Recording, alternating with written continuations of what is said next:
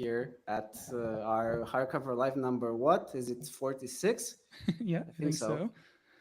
Yeah, Yeah, and we have a special guest this week. yeah. We have Ross from Hardy's Books and Laura from Hardy's Books, and they're the powerhouse behind Hardy's Books. And Thank you for welcoming us on today. Laura's just to the side. She's positioned herself to heckle as and when that's perfect. demands. Here we go. That's great. So Ross and Laura, Ross turned his book buying obsession into a thriving venture, and together with Laura, they channeled their passion for fantasy and sci-fi into meaningful action. They also donate 20% of their profits to charity, and we'll later touch upon that. And they're here to share stories from the heart of Hardy's Books. So I guess we can go ahead and dive in.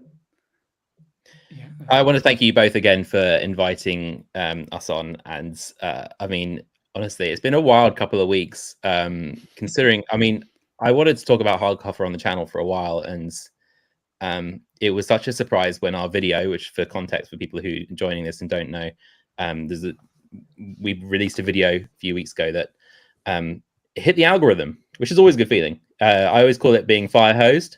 You know, it's like, oh, okay, right. So, oh, okay, that number's going up. Does that number stop at any point? It's kind of crazy, but it was nice for it to happen in a way that benefits someone else. You know, that benefits, you know, like an initiative that we really like, and you know, for it to benefit you guys. So it's been a crazy couple of weeks, but here we are, and yeah, didn't see this coming. Yeah, is this the, like, I think I checked on your channel, there was maybe one video that had even more views than this one, but aside from that, has this been like the biggest explosion in sudden popularity? So we had one other full-length video that did over 10,000 views. This one has surpassed it. We got quite lucky with the algorithm quite early on, but that was like a top 10 fantasy books video, and I think it holds up. I mean, it's very early on, didn't really know what I was doing, but I still like it. But this one is our most viewed full-length video. We have one video that has more views, and that's a short, because and if you go on our channel, you'll find it. In our old flats, I built one of those hidden bookcase doors, and I did a short about it, and that people liked that. So people like shiny things. Have you noticed that? I think people are magpies when it comes to things on YouTube. They like revolving doors, and they like Goodreads alternatives as well. I've discovered. It's a lot of people sticking to novelty. Like novelty has a strange attraction. But you guys doing more than novelty. You know, you're building something here to stay. Stay is building something to stay.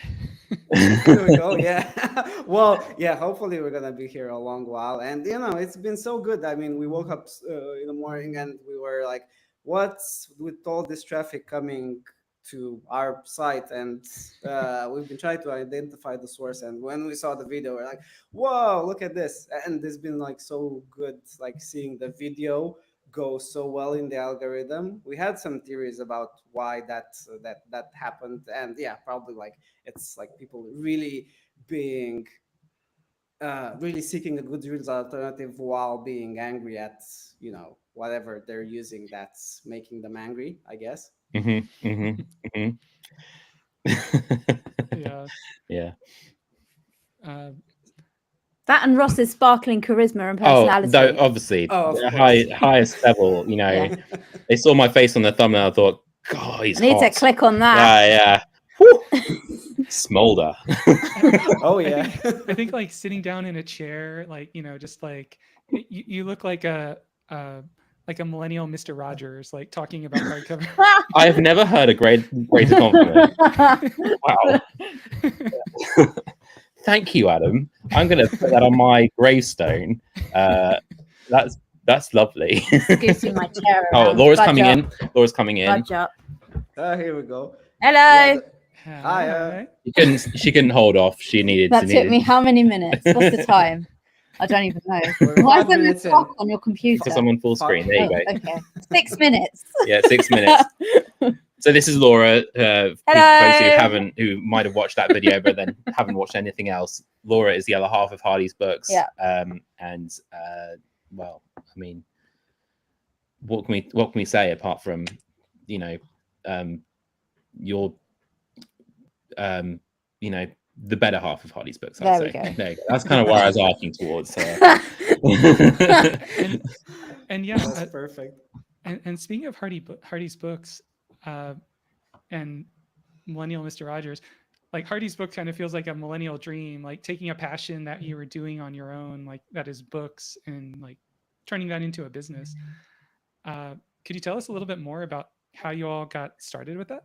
Basically, he kept buying books to the point where we couldn't move in our flat. We had to move house because there were so many books.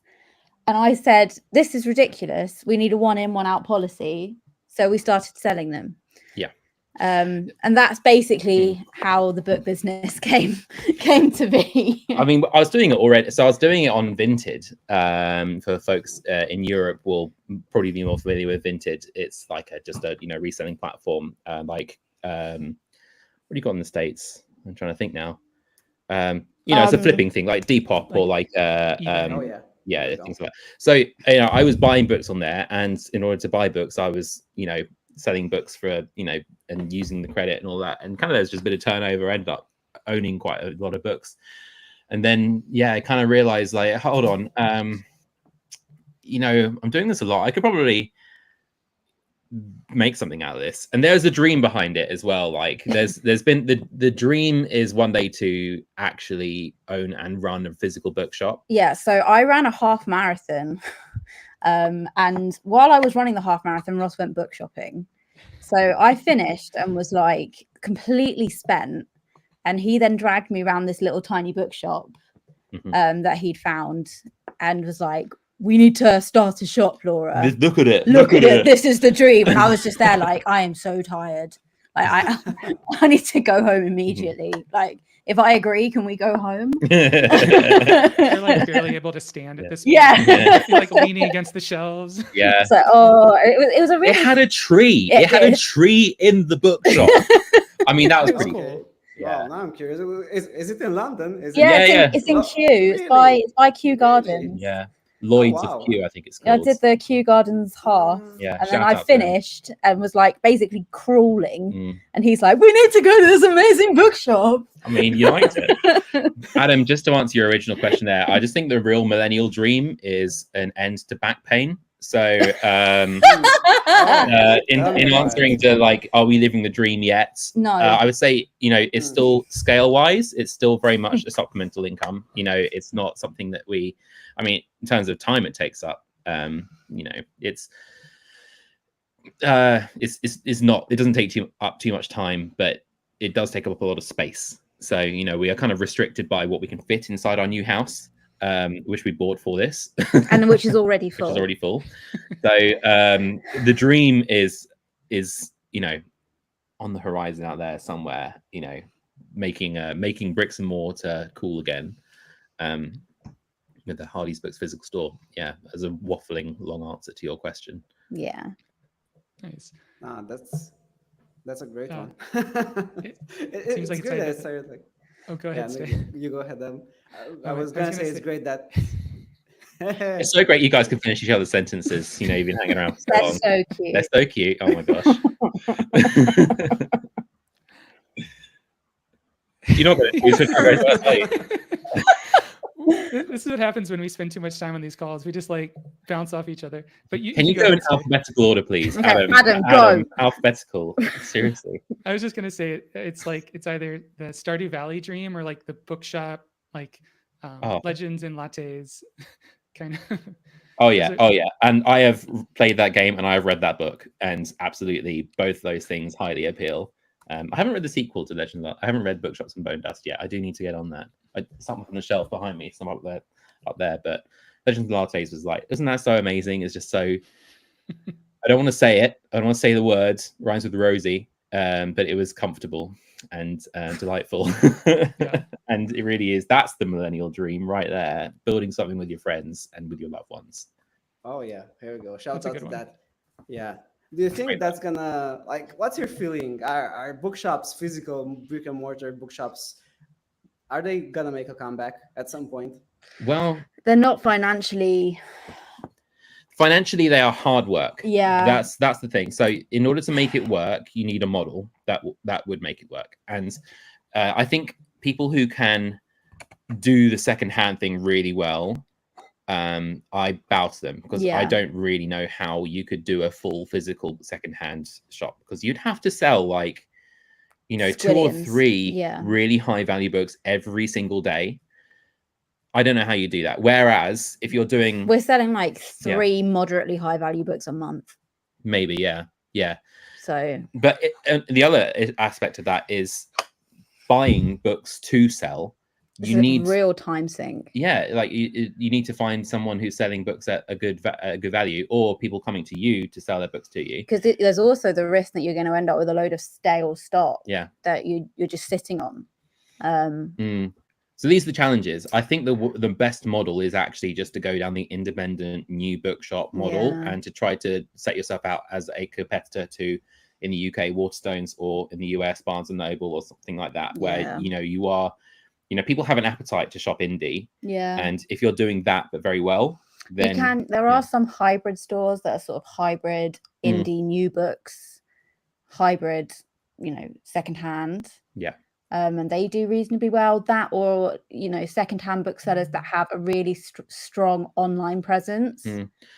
One thing that I think that people don't appreciate about the difference between a bookshop and another bricks and mortar store that's just selling something, like paint as an example, is like buying paint isn't really much of an experience unless you're, have some kind of artisanal, paint mixer man who does it in front of you, but buying books is an experience. And in the kind of experience-based high street economy, bookshops have a place. They have a smell, they have a vibe. I would argue that paint also has a smell. Paint does have a smell. Unless you buy posh fancy clay paint. Well, and then the lack of smell is part of its charm. One of the trends we've seen here, some in Utah, are like bookshops opening with like a cafe, like pastries. Oh, Yeah. stop! That's been my dream since I was, little. You just need a ratkin in the background making the apple danishes or whatever. Sorry, that's Legends and Lattes. There you go. Yes, I haven't read it. For context, I've not read Legends and Lattes. It's only 7 hours. You should read it. It's great. You just walk in and you're hit by cinnamon bun odor everywhere. See, yeah, that's it. That is actually probably the nearest really successful indie bookshop to us. Does do that. That's Seven Oaks Bookshop. For a little shout out for to them, because they're great. They do exactly that. Yeah, we love Seven Oaks Bookshop. If you are watching and you're local to the Seven Oaks area, buy a book from them. Yeah. I'll go check them out. Yeah, do it. Yes, they should. I mean, if you're coming to the Seven Oaks area and you do not come and visit us, I will take it personally. Yeah, come on. It's only down that line, down I'm gonna definitely take you up on that. So yeah, yes, please. Yeah, come. We have a spare room now that's only moderately filled with books. Yeah. Like just sitting among books. Yeah, that sounds good.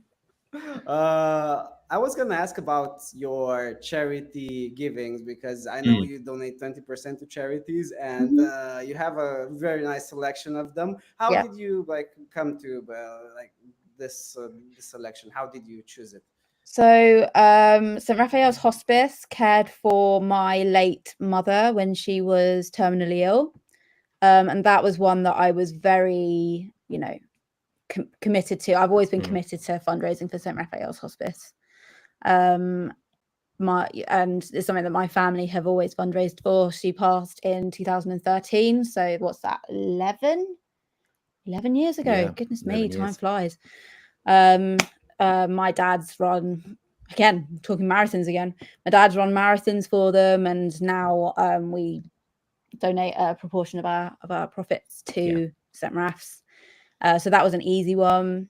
Also, I think our particular areas of interest is outside Yeah. of ones that have personally affected us, are things that have personally affected our friends as well. yeah. You know, So we wanted to choose charities that, I mean, we have so many wonderful LGBTQ friends, Yeah. and we wanted, you know, to support them as best we can. yeah, And you know, we also have the abortion support network on Yeah, there, again, so- things that have personally affected us and yeah, folks we know. yeah. So It was charities that are supporting the LGBTQ plus communities, providing healthcare for the communities, providing support, and yeah, I think the hardest thing when you're picking charities to support is picking which ones not to support, or like, you know, choosing out of a long list. But to be honest, because it's not, we haven't designed Hardy's books at this stage to be paying our livelihood. no, we don't pay ourselves the salaries. Yeah, we literally don't. No, it just goes back into the bank account. Yeah, and it just pays. Everything either goes back into Hardy's, or it goes to the taxman, or it goes to the charities. Yeah, so we wanted to kind of build it in from the start. You know, almost is almost using like the social enterprise / kind of charity shop kind of model. You know, if it turns into a business that is, you know, makes us enough to pay the mortgage and to feed the cat, and we can give everything else to charity, like honestly, there would be nothing that give me more joy if we can do that. That would be the dream. Yeah. I don't think we're at any point expecting it to become our main livelihoods. We both have day jobs. Yeah. And I think it's always going to be that way. Well, you never know. Plus, Yeah. like feeding the cat is a very noble goal. I know. He I'm a eats. He cat owner eats. as That well. boy can eat. He can really And he's eat. on like the most expensive cat food that I can find. Yeah, same. They eat a lot, don't they? Our boy is a 5 kilogram chunky. He's not chunky, but he's just large. He's a large He's a boy. big tomcat. Yeah. Oh yeah. Yeah. I've seen the picture of Fang on the Oh, yeah. about page, and yeah, he does seem like a moderate, not a chunker, but what's No, under chunk? he's in proportion. You know, he's felt. Yeah. He's just large. He's like a tall human. Yeah. He's like Ross is a large man. He's tall. Yeah. He's over 6 foot. He's like a cat with a bit of caracal, you know. Yeah. He's just a little bit large. Yeah. You know. Always there to investigate the new books, make sure they're safe before they Yeah. come to the house. And he does. And Yeah. he really does. Yeah. Yeah. In fact, he will literally, like, you'll be trying to read something in front of you. I mean, every cat does this. Come on. You know, you're trying to read something in front of you, and he'll just kind of like go here. Yeah. What you reading? Yeah. I don't know. Mine doesn't, but I'm really glad Fang is one of those cats because Count yourself lucky, Stay, because earlier today he drooled down the side of my face. So what can you say? Okay. For context, he doesn't have any teeth. He's got one tooth. So he was found by Cats Protection, which is one of the charities that we support. Yeah. Living on a farm out in a village on the outskirts of the town that we live in. And he'd been beaten up by all the other cats, and he had like all his teeth broken, and he was covered in scabs and cuts and abscesses. So they had to remove all but one of his teeth. So now there's nothing holding his tongue in. No. So he's just always memming. Drool. He's always memming. Just dripping on your And laptop. there's just drool. There's so much drool. So much drool. That does sound cute. I mean, It is cute. Yeah. It's cute in a really Sounds like a disgusting carrot. way. Well, for your like we learned about you from your video, of course. And so what kind of led you to start the Hardy's Books YouTube channel after having the physical presence? Yeah. So it was my crazy idea, because I was watching a lot of BookTube, like back in September, I think, last year. And there are a couple of motivators for doing it. First of all, you know, I have an ego, and wanted. We're both incorrigible show-offs. Yeah, no, basically. I'm one of those creatives who really likes to create things to then show them off and get people's validation. And so basically any excuse to get out on the internet. But no, I tried actually making a YouTube channel before and didn't get much success with it. But this, it was nothing to do with books. You know, it's a while ago, and this kind of, my expectations were fairly low around this one. I kind of figured it would be like a fun thing to do to promote the business, to promote the bookshop, and you know, at the end of each video, kind of go like, you know, check us out on you know, on Hardy's Books and go and buy a book or something. And to be honest, that's been like the least important thing of what we've done. Like, I'm not really sure how many people have actually watched our videos and then gone and bought a book from our website, which we're kind of discovering, like, people who buy books and people who buy rare antiquarian / signed modern first editions or whatever are kind of not exactly the same people who watch a lot of booktube, which is fine. Literally, you know, discovering that is absolutely fine because We're still having fun. I would say the other motivator I had, and this kind of is built into the first motivator, was I'm also a writer. I'm working on the second draft of my first novel, and It's really good. Oh, thank you, Laura. That's very kind. You would have to say that though. If you didn't say that, you know, we'd have words. But the Can I just say also, I know for a fact my dad is not watching this because he's trying to call me right now. So we can say whatever we want. Brilliant. Outrageous. Anyway. I mean, you can convo with your dad. Oh, nice. Why not? Yeah. So my plan was to self-publish, and I've now been peer pressured into pursuing traditional for that. I have nothing against self-published authors, right? I just feel that you should at least try and be traditionally published. Well, yeah, there you go. So I thought my original plan was, if you're going to self-publish something, it's worth building an audience first, and I thought that people might be interested in my thoughts about writing as well as reading, and thought I could kind of build that into the channel. And I have done a few videos on writing. They've probably been the least watched videos of all of them. But for the people that have watched them and enjoyed them, you know, they're there. We never really expected to get algorithmic success with anything. We were in for the long haul. Yeah. We're making content that we are enjoying making rather than what we think people will enjoy watching. And making friends as well. Which is probably the wrong approach to have. Yeah. But we're having fun and we're making lots of great friends. And I know some of them are watching. Yeah. Hi, guys. Hi, friends. Yeah. Yeah. And speaking of algorithmic success, like, how did it feel when your video about the hardcover reached 70,000 views?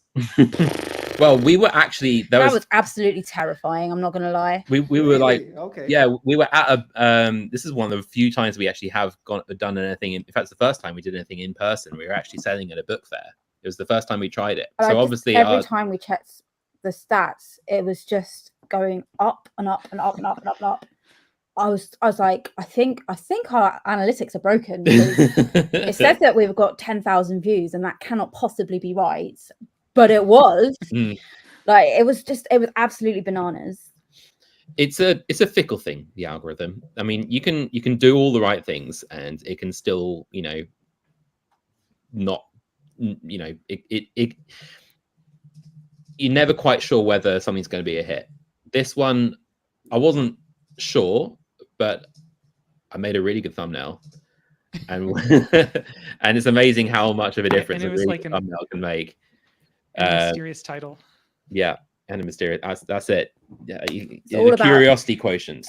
You know, it's all about clickbait, really, isn't it? You've got to be a little bit clickbait. Like, ooh, what's this? The best alternative to Goodreads that I've never heard of.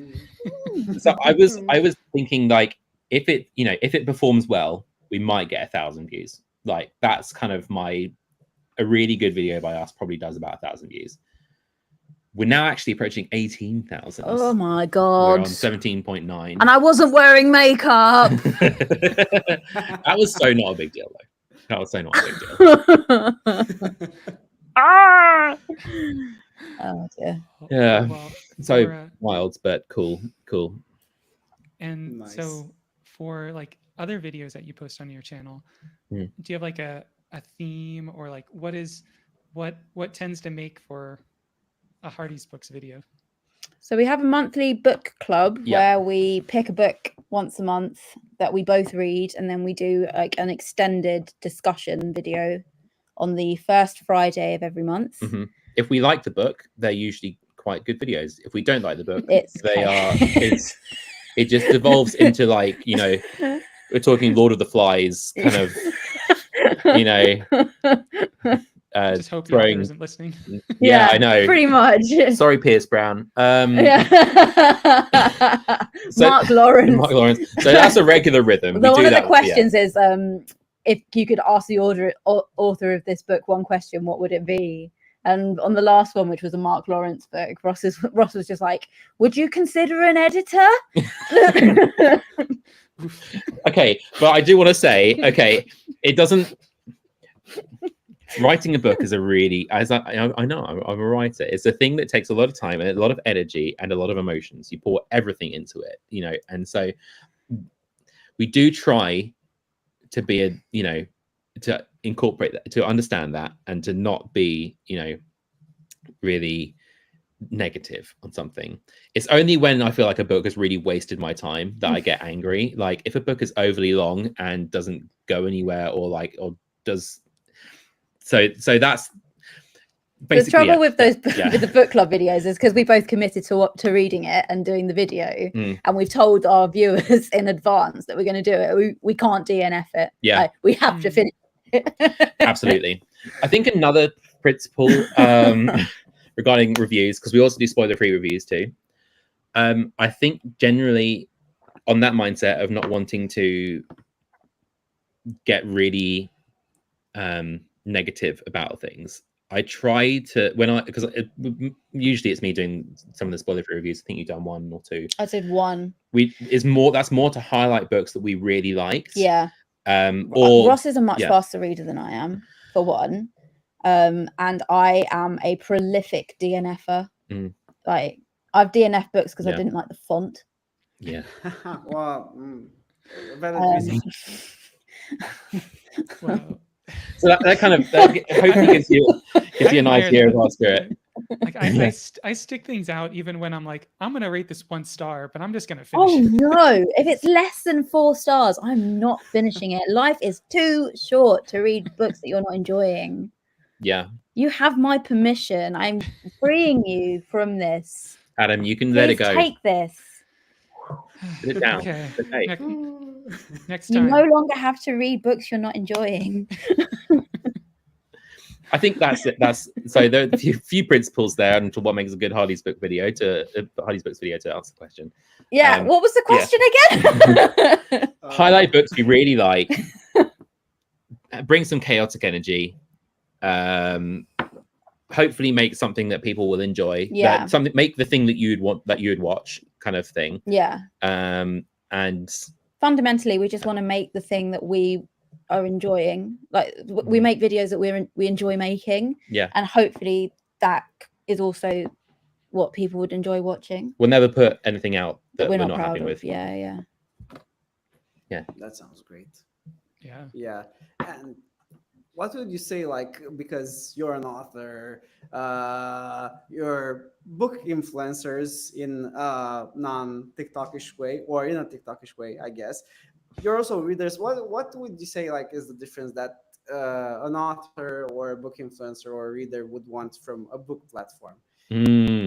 What are the different things? Because you mentioned I was definitely thinking about this because I think that readers are happy to rely on influencers more to tell them what they should read, and they might not necessarily go to a book platform for their next recommendation. They might look at what the buzz is, but influencers are usually trying to get us slightly ahead of the buzz. So what they're looking for is what's coming up, what's coming out soon. That's it.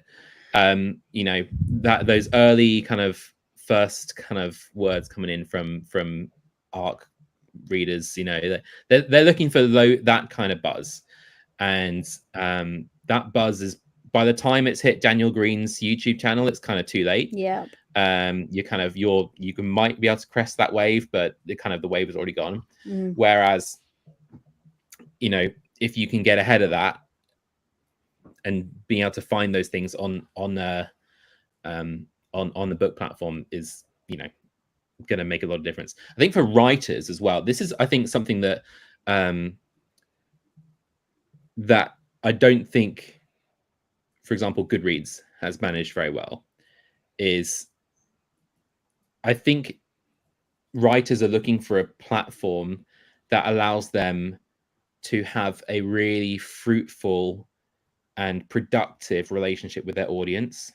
You listen to writers go talk about their Goodreads profiles or Goodreads profiles for their books, and they don't want to look at them. They don't want to read the reviews. I wouldn't. My God, I would not want to read reviews of my book. It feels for them like a heavily bad for mental health, essentially, a lot of the platforms that are out there. I don't know what the answer is there, but what I do know is that Goodreads is currently not the answer. You could get a book, your book might end up being rated 3.5 stars and it ruins your career, or something stupid like that. That would ruin my mental health more than anything.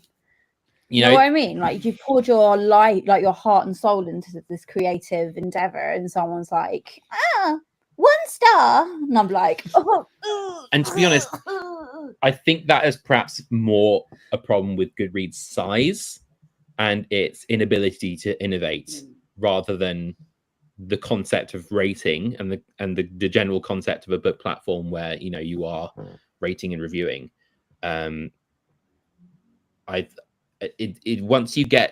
Once your audience becomes that big, it stops being personal. So to retain the personability, I think is really important. So those are just I don't know. There's probably more thoughts there, but just those are the first things that come to mind. There is a really neat study that Yelp did. Do you have Yelp? Is Yelp big in the I know what you're talking about. Yeah. We use TripAdvisor or yeah, I think that's but basic principle. They did this analysis of different age groups to see how are you making your choice of what restaurants you eat at, and it differed so much by age. For people that were boomer age, they were getting most of their recommendations from a combination of advertising and authority, and then Gen X was getting theirs mostly from collaborative, collective review, summations of reviews, here are the top restaurants. Mm-hmm. And then for millennials, it was more influencers and people that had taste that they aspired to. Mm-hmm. Yeah. And I don't think it Gen Z was even using Yelp when this was a thing. So that was as young as it went. But I'm really curious to understand what the difference is going to be between people seeking out influencers and people that you maybe aspire to or like their taste, and what the next step is going to be after that. But I don't know if anyone has any thoughts on what that could be. Let me just go and get my crystal ball. I'm dare to say that maybe it might still be influences, but I'm going to sound like such a crotchety old grandpa now. I used to be with it. Go for it. Then it was. And now what it is, isn't it? Anyway, if you look at some of the TikTok trends, there is something that concerns me there, which is that a lot of TikTok influencers are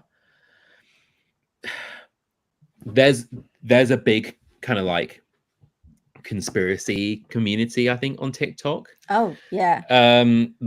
People kind of watch people who don't necessarily know what they're talking about doing videos that get horrendously popular. And so I think perhaps the future is still influencers, but not necessarily decided by their content, but by their algorithmic the susceptibility to them being picked up by the algorithm. Which is terrifying. It is terrifying. I don't want as much as we want to hijack the algorithm and become wildly popular. Yeah, but I don't necessarily want a, a machine deciding that people. Well, maybe I don't care that much, but maybe I kind of don't want like um I don't want people finding us because an AI has decided that we're the best, video for them. Maybe, I don't know. we are the Yeah, best video for them, though. we are. That's they should know that. They don't need an AI to tell them that. Also, there is a possibility that my dad is now watching. Yeah. Hey, Um, Trevor. Yeah. Yeah. Dad, if you're Good to have there, you here. yeah, Dad, if you are there, sorry. Yeah. I will just say that I don't think that's I don't want to that's not that I think that millennials are superior to Gen Z and that we don't get fooled or bought into with everyone is just as susceptible to the algorithm. I don't think that's necessarily a generational divide. It's just that's kind of where the audience is right now. Like the Gen Z audience would be on TikTok more than they'd be on YouTube, more than they'd be on Instagram. And I think did you know actually our most successful video actually was on TikTok, but it wasn't something we made. It was randomly we were This was the weirdest thing. we were walking around New York on holiday a few years ago, and this random bloke walks up to us. We were crossing by NYU on one of the little squares, and this guy runs up to us and like shoves this microphone in our face and is like, "What's the best song of all time?" And best love song of all time. No, he said, "What's the best song of all time?" And we were like, "What?" Yeah, we were like typical Londoners. We were like, "Who are you? Get that out of my face!" And he was like, "What's the best love song of all time?" That's right. And we just panicked. And Ross went, "Islands in the Stream," and he was like, "Who's that by?" And Ross went, "Really?"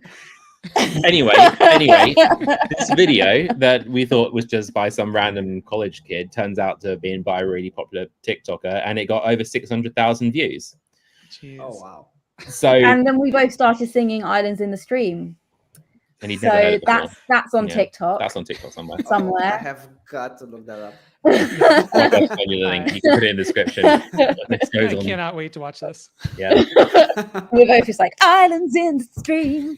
That is what we want. And as a music student, as a former music student, yeah, I clicked on 1 and 3, and I absolutely hate. So I clicked on 1 and 3. It was like the most, like, I had to hand my degree back in. Anyway. Sorry. Anyway, what were we talking about? I don't talking about what's the next generation. There was an itinerary when we started this video. Who knows? And I have no idea if we've stuck to it. No, we're on track. This is exactly what we should be talking about. Yeah. Okay. The way at the beginning, before we started, for the benefit of the viewers, Adam was like, "We're going to try and stick to the script. Like at this point, we'll start talking about this and then pretty clear timings. Yeah. We're just like, there's a bell that'll go off. When it's time to change. No, hijacked. Don't worry, it's all under control. Okay. Nothing you all have to worry about. Okay. Yeah, exactly. Okay, that's great. I wanted to ask you next, after watching your video, you could tell you had some strong feelings about the book industry and book social networks. And what's your experience been with certain book platforms and apps, and how would you feel that should improve? I mean, touching on the what's the next generation gonna gonna look like? How do you think that's gonna? Well, you definitely picked up on the fact that we both have strong opinions. That is something that I think characterizes our videos, and is one of the things that people come back for. Yeah, I've the key target of most folks' ire when it comes to books platforms is Goodreads, for good reason. And I think that I've touched on a few things there regarding kind of like ratings and the audience size. I think the main issue with a lot of these apps is the lack of innovation And that's kind of what happens when Oh my you're. God. Did you realize the cat was under the table this whole time? Is he? Oh, I didn't realize. Sorry. Carry on, guys. Don't I was trying to answer that question. I was just getting distracted by Laura going, "What's going on?" Anyway, so carry on. I'm This just is gonna great. you go and get just it. heard this really like pathetic meow. So Oh, We heard that. I'm just gonna rescue the cat. Yeah. You carry on. Okay, so Hi, Fang. right, Goodreads. Yeah. I mean, Goodreads is very much kind of like, being bought by Amazon and being owned by another company. The impetus becomes less about building a great app and more about pleasing the shareholders or the investors. Welcome, Fang. Yes, just running in here. There you go, licking Laura's arm. Oh, look big at old Tom. that. Yeah. Oh, he's always the star of the show whenever he joins our videos. And the last one, he literally sat in front of the camera, and he'd never done that before.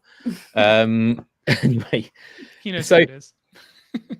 so I think that when something grows to a certain scale and when it's taken over by other people, there is the impetus to innovate has been lost. And also, likewise, you're I don't necessarily think this is. I don't want to slam Goodreads for this, but I think it's just a nature of being so big is that you are going to have so many disparate voices asking for different things. You can't please everyone, and so therefore you're going to end up with the safest, most kind of generic possible, thing. And it's, to be honest, I think it's an absolute miracle they redesigned. I am honestly shocked that happened, because there was no impetus for them to do that. So I think that's probably, looking at the key target out there, I think that's something that's a fault in the current biggest offering. I don't know, that one thing that I've noticed in trends, and I noticed it in the comments of our video actually, and on other things online, is that, so we have, I mean, AI is what's he doing? What the hell is he doing? Stop it. Help. Stop distracting. I'm making a serious point, Cat. So obviously now we have this really powerful tool called AI. And Lick me in the mouth. AI is both a tool for good and a tool that can be used for, in unethical ways. And I think that we're seeing a bit of perhaps an initial backlash to AI, and in its place a re-emphasis on human curation, which is one of the things I like so much about Hardcover. Is although you do have the AI and the algorithmic options, you also have made the human options for discovering books really, you prioritize them. Like I mentioned it in the video, I love the prompts. I know Goodreads has this, which is a bit similar, but to get to lists, you have to go through like 4 menu items to find, and to my, in my experience, no one ever seems to use them. Whereas, you built it straight into the platform. You made them really easy to use, really easy to kind of highlight and put them on your profile, easy to post online, get feedback. So I think that the emphasis on human curation, on human kind of sharing, we're going to see probably more of that in the as a backlash to AI. We might see that in the short term. Long term, AI is here to stay. It's going to be in everything. I don't think that's necessarily a bad thing. I like what you've started with Ask Jules. I think that's an exciting offering. Like over time, we're going to work out how best to use AI and how to use it ethically and how to, develop, the best ways of making it intelligent and insightful.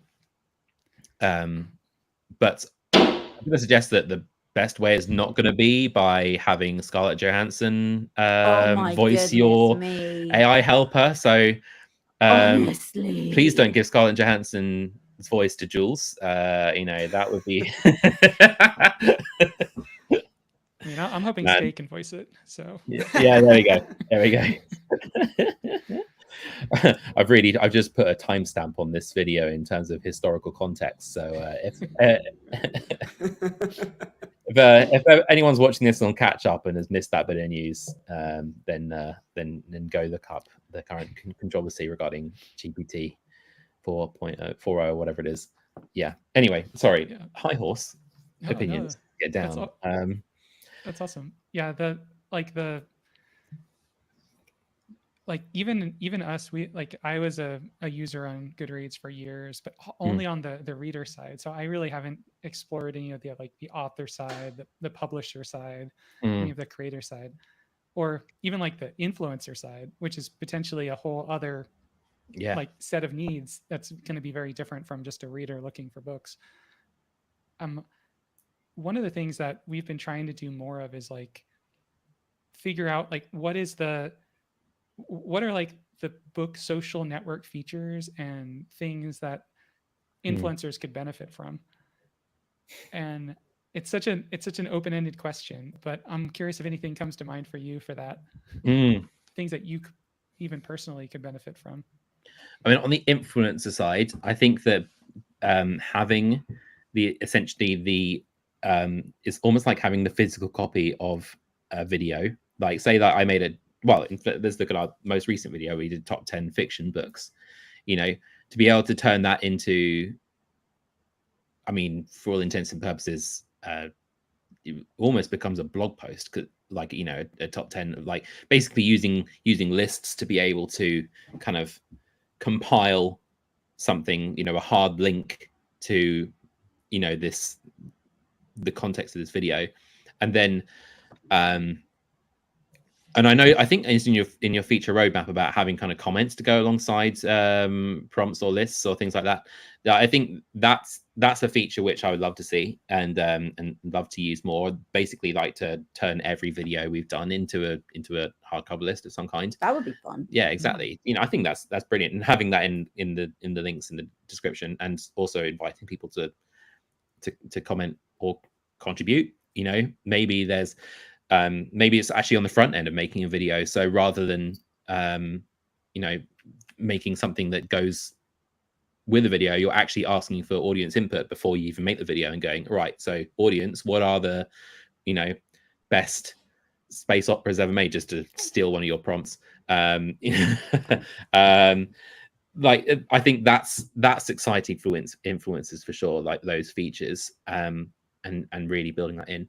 On a personal level, and this is something that I don't think is on your roadmap, but I would kind of be excited to see, is one of the things that actually made me, and I sorry to mention another app on your stream, but Storygraph, which a lot of people were commenting about Storygraph in the comments of our video, asking why don't you use Storygraph? And I feel like I explained my reasons pretty clearly in the video.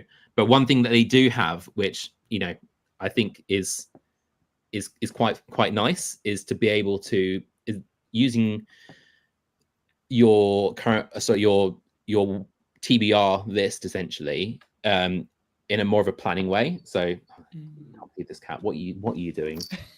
Okay, I'm picking you up and I'm doing No. So here he is. So they have the up next section, so you can basically say like, okay, from your TBR, which ones are you actually planning to read once you finish the book you're currently reading? And I like that feature from them. I don't know if that's something that you'd ever consider, but it's maybe there's even another way of doing that that's more hardcover and less Storygraph. But this is his tail. This is his tail in front of the camera. Here we go. He's flaunting it. Well done, Fang. Did you see on our latest video, I had to do some clever motion tracking on DaVinci Resolve to put a little emoji in front of his butthole as he is moving around on the screen. He was really following it directly. Yeah. Da Vinci Resolve's pretty good. I'm enjoying it quite a lot. Yes, I know. Um, He's talking about your butthole on the live stream. Oh, no. He's proud of that butthole. He licks it all the time. He keeps that clean. we had a concept of something similar to that for a little while. We might bring it back, but it was the idea of starred books. So Mhm. in the book button, where it has the little icon for your status, we had an option to star the book there. Right. And then Yeah. any list you could like filter by starred. So you could say, what's my want to read starred list, or what's my read starred list. That's cool. Then people started Maybe asking we'll see for it that. again. Yeah. People started asking for that plus liked books, and so they kind of got confused between starred and liked. So we kind of went back to the drawing board. If you can explain the Yeah. use case and kind of make that signpost really clearly what that's, one helpful way you can use that, then that I think there's still a case for it. But the issue, I guess, is like building something that people don't really know how to use, and then it just becomes bloat. How about just having like an up next? Well, yeah, that's what exactly what Storygraph does. It's just a different way of doing it, Of essentially. framing it, Of framing it. Yeah. But I That's Yeah. we briefly talked about this because it's a hard problem, and a book is, people always compare us to Letterboxd. We're the Letterboxd for books, but reading a book seems to me like a way bigger investment than watching a show, which is 2 hours long. You really have to get invested in books, so you kind of like have to plan your time, and during your lifetime you're gonna read like a certain limited number of books. I mean, if you think about it, I don't know, maybe it's 1,000, 2,000, 3,000, 20,000. But maybe Adam might get that number. I'll be happy with 1,000. Which of you was it saying that you'd already read 53 books this year? Was that you, Adam? That was Jeff. That was in a whole other league. Yeah, I might have read 52 books, but half of them are comics. So that doesn't count. I'm on 21 right now, but that's I'm trying to do a book a week this year. So that's not how many I'd normally read. I'm on 9. That's good. That's all right. Which is way higher than it usually is at this time of the year. Since we started doing the YouTube channel, I've really picked it up. You have to read a lot of books. Hello. Yeah, it really makes sense to have that, planning, I guess, in that case. Yeah. I'm terrible at planning my TBR though. This is something that I've talked about on videos before. I'm such a mood reader. I'm just like, what do I fancy? One of our friends, who I don't know if he's watching, Sam Harrison, he like plans his TBR like meticulously, like a month or two in advance. Yeah, and he like alternates science fiction, fantasy, science fiction, fantasy, science fiction, fantasy. I really envy that he can be that organized about it, whereas I'm just like, what do I feel like? I'm pretty much the same, although we do have to plan a little bit with the book club. Yeah. And I like to kind of think one book ahead, kind of, once I finish this book, so I can look forward to the next one. Yeah. Once I finish this book, I can start on Yeah, this. but also I read multiple books at the same time. That's also true. Yeah. So I say I've only read 9 books this year, but I am reading 4 books at the moment. So once I finish these 4, it will suddenly jump up, We've been, as we've talked to more people, like almost everyone we talk to is like, I read 1 book in this genre, 1 book in that genre. I'm listening to 1 book. I have 1 physical book. I have 1 like ebook. Yeah, that's exactly. So I'm like eyeball reading Promise of Blood for our book club. Brian McClellan. By Brian McClellan. I'm listening to Hunger of the Gods by John Gwynne. I'm also listening to the 3rd Murderbot Diaries. I'm reading Psalm for the Wild Built by Becky Chambers. So I've got multiple things on the go, and they're all gonna sort of finish at roughly the same time. So my 9 is gonna suddenly jump up. That's a good feeling. Yeah. Good feeling. Seeing your 1 book ahead of schedule or your 6 book. At the moment, it says I'm 3 behind, and I'm like, it's not fair. I've got to read more novellas. Hurry up. Well, we we usually close these down. I say usually, like you're only our second guest we've had, so we're trying to start a trend of finishing up these with a couple hot seat questions. I was Sure. hoping to ask to both of you. Yeah, great. Is this like all star Mr. and Ms. Is like a we've got to get the correct answer that the other person would have said. Oh, That's a good idea, but Yeah, Not this time. yeah, not this time. But that would be a good way to divide you instead of bring you together. Yeah. So yeah, what book got each of you into reading? For me, it was Horrible Histories, you stole mine. the Rotten Romans. Oh, I read all of Horrible Histories books. so did I. Like devoured them when I was a kid. Stayed up late reading them, later than I should have. So from that sense, that was it. When adult wise, good question. Come back to me, Laura. What about you? Also, Horrible Histories. Boring answer. But also Artemis Fowl. I loved yeah. Artemis Fowl Mm-hmm. as a kid. So like as a child, I loved Artemis Fowl. Harry Potter. Although let's not talk politics on your lovely live stream, but we don't love J.K. Rowling so much now.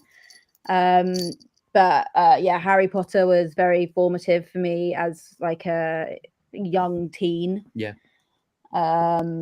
But then, you know, after when I like graduated and got back into reading, it was Game of Thrones. That's sort. Yeah, I can claim that one too. Yeah.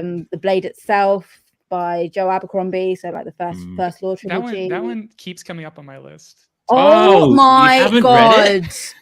Adam, audiobook. Read it. Yeah, Stephen Pacey doing the narration. He is like the best audiobook narrator you've ever heard. Just it's basic. It doesn't feel like reading a book. It kind of feels like cheating, like you're listening to a radio play. Oh bloody hell, cat! What's that? It's knocked over. He's knocked over my water bottle. He is being such a Thankfully, troll. it was sealed. Yeah. Right. Sorry. Sorry. So yes, there you go. Horrible Histories, Game of Thrones, stuff like that.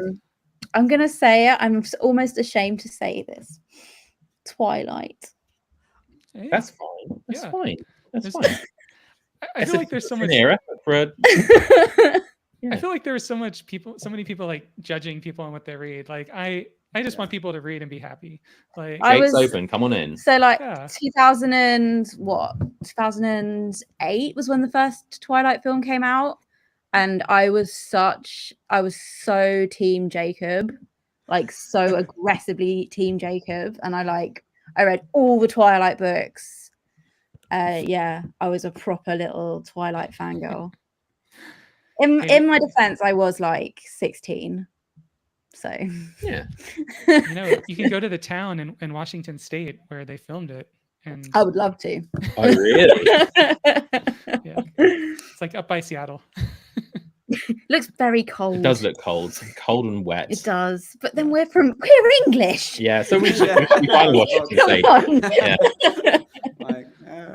Well, second question here. Would you reread Twilight now? Absolutely not.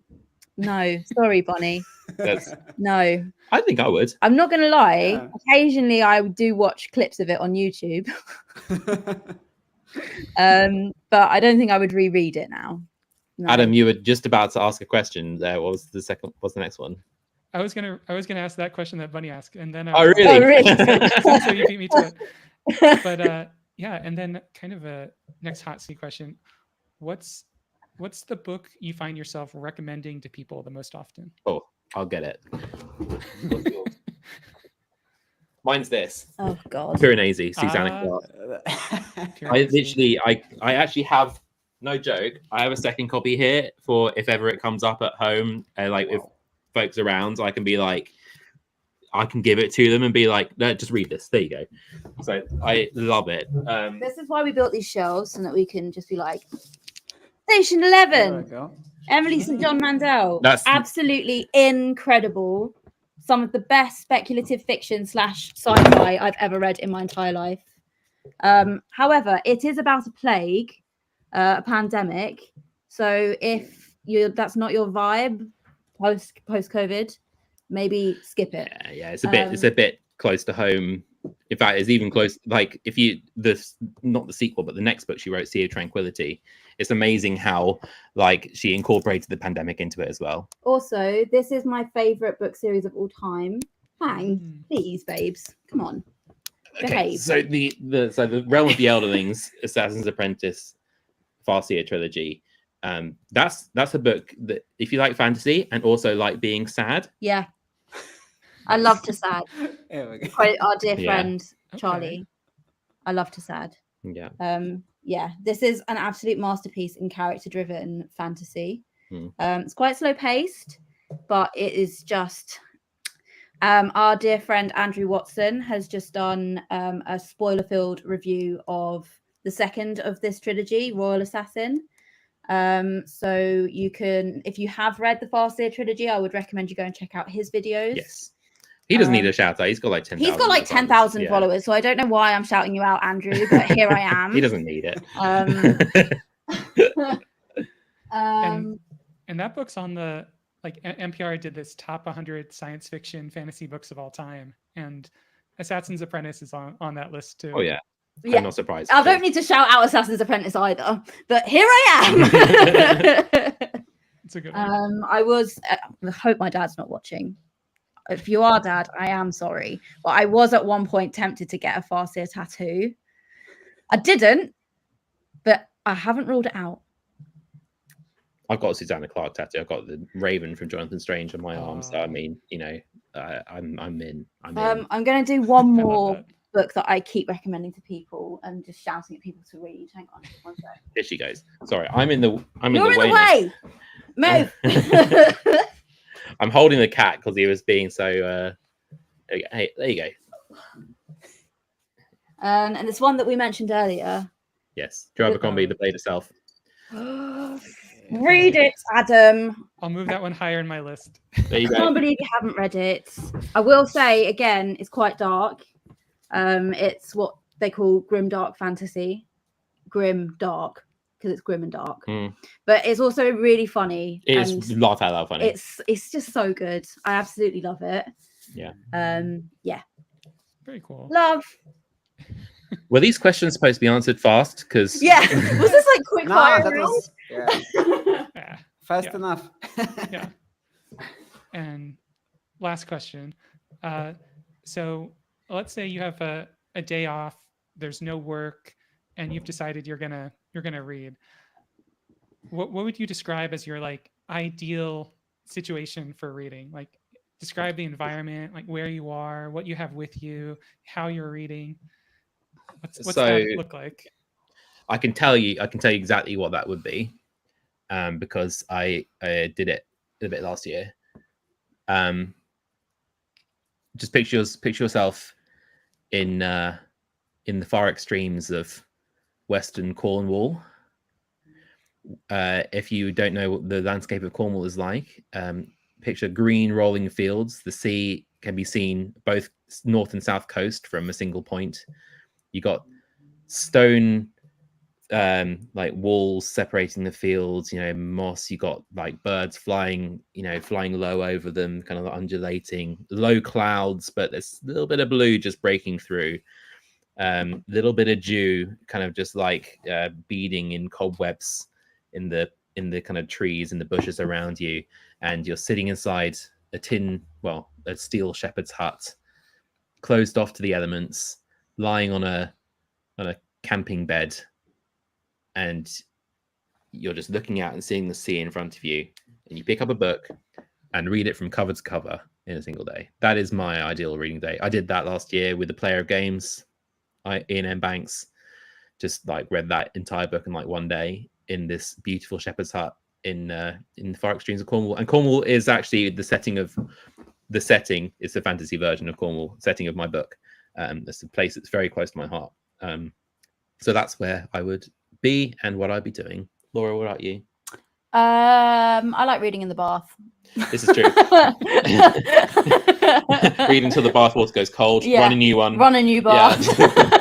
Oh, That or we've so I've never had a proper garden in my life. So my garden at where I grew up was just paved. But in our new house, we have a proper garden with beautiful plants, and I've got loads of bird feeders. And what I've taken to doing recently is sitting on our little patio chairs with my Kindle and sit and read for a little bit, and then I look at I've got goldfinches on my little bird feeder, watch the birds for a bit, read a bit more, watch the Aw. birds for a bit, read a bit more. Sorry, I got What? I got FaceTime turned on. I need to. What was that? Oh, the reactions. There you go. I'll turn that off. Oh, wait a second. Oopsie. I can do like a. Let's do the. Yeah, Let's celebrate that. oh, Come on, there we go. That's yeah, what that's we're more about. like it. Both of those sound very cozy. So professional. Yeah. Yeah, we've hit our 30s really, really hard. Yeah. We like watching birds and sitting in shepherd's huts. Wow, that sounds amazing. Yeah. Well, yeah. Thanks so much for being up for coming on the Hardcover Live. Yeah, after you posted the video, I was like, okay, we need to see if they're down for it. So we're very happy you were. Oh, 100%. This has been an absolute joy. I really enjoyed chatting to you both. You know, and genuinely so thrilled that it's causing good problems for you. Yeah. That we had such success with the video. Oh, yeah. Like Thank you. it makes it's really, as I was saying at the start of the video, it's really nice to be able to support you know, a team that is doing something that you think is worthwhile and getting to yeah. Can we Cool. just give some of our friends a little shout out? Oh, go for Oh it. yeah, definitely. Go ahead. So our friend Mare has a really lovely new channel. If you love really sweary book reviews, go and follow Lady Mare Reads on YouTube. MAIR. Yeah, she is fantastic. And every time I watch one of her videos, I start like laugh snorting within 5 seconds because she's just hysterical. Sam Harrison as well, someone who kind of started a bit earlier than us, but has kind of been coming up with us at about the same time. Yeah. He has a ridiculous work rate. Yeah, like he's 5 so videos a week. consistent. Brilliant guy. For every Jeez. one video that we make, he's making 5. Yeah. He's like the most hardworking YouTuber I know. So those folks need follows. So Cams definitely. Campbell reads. Yeah, Cams Campbell reads as well. Who else? Who else is in our content creators chat? We can shout out a bunch of names. Rebecca Nicole. As Yeah. well, Oh my God, Rebecca. Yeah, definitely. What's her handle? I'm trying to which is remember. something like.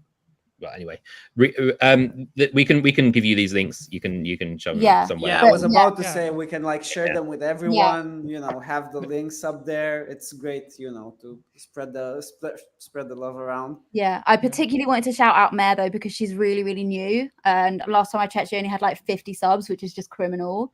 So yeah, go and follow our lovely friend Mare, please. Here we go. And where can people find you all online? Oh yeah, so yeah. So just find at Hardy's Books everywhere. I say everywhere that we're on. So YouTube, Instagram. We do technically have a TikTok that I literally never update. We have abandoned it, kind of, sort of. Yeah. Sorry. And hardysbooks.co.uk. If you are interested in buying a book, that's the place to go. You can also check out our hardcover profiles. I think I am at Ross Hardy. I'm at LJ Martin. Yeah. So we'll give you the links for that as well, and you can stick them up there. Yeah, find us there, and look out for hopefully eventually news on when I might release my book. And when it does come out, it's absolutely hysterical and brilliant and wonderful, much like its writer. Yeah. So look out for Coup d'etat. That's coup d'etat, but spelled coop, like a chicken coop. Because one of the characters is a chicken. Look out for that. Hopefully within the next couple of years. Awesome. Well, thank you all for coming on. You're so welcome. Thank you for having us. Yeah. Please go and phone my dad back now. Cool. Well, Here we go. bye. Talk to y'all later. Bye. Thanks everyone. Thanks for watching. Bye bye.